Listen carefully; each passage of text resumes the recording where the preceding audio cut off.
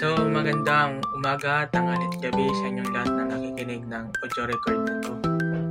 Ang isi-share ko po na Bible verse for today is Romans chapter 5 verse 5. Ang sabi dito, hindi tayo binibigo ng pag-asa sapagkat ibinuhos ng Diyos sa ating puso ang kanyang pag-ibig sa pamamagitan ng banal na Espiritu na ipinagkaloob sa atin.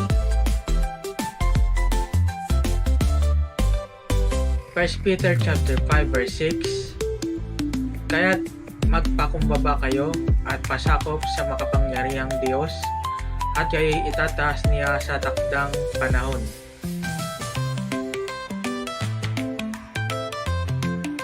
Habakuk chapter 2 verse 3. Isulat mo ito sapagkat hindi pa panahon upang ito ay maganap. Ngunit mabilis na lilipas ang panahon at mangyayari ang ipinakita ko sa iyo. Bagamat parang mabagal ito, hintayin mo, tiyak na mangyayari at hindi maantala ito.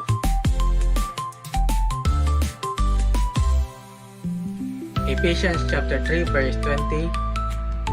Ngayon sa Kanya na may kapangyarihang gumawa ng higit pa at lalong sagana kaysa lahat ng ating hiningi o iniisip ayon sa kapangyarihang kumikilos sa atin.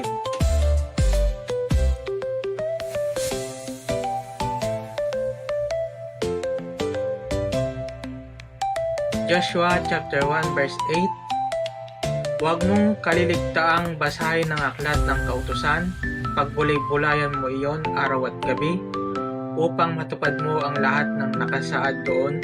Sa ganoon, magiging masagana at matagumpay ang iyong pamumuhay. Isaiah 43 verse 25. Gayunman, ako ang Diyos na nagpatawad sa iyong mga kasalanan, hindi ko na aalalahanin pa ang iyong mga kasalanan.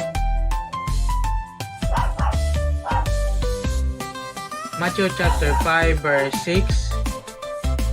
Pinagpala ang mga nagugutom at nauuhaw sa katuwiran sapagkat sila'y bibigyang kasiyahan.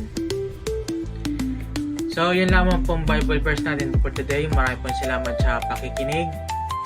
Paki-share, like, and support and repost na rin po itong audio record na ito.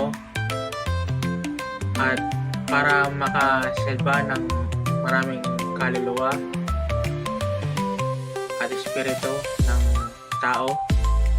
Yan lamang po, and God bless. Maraming po salamat.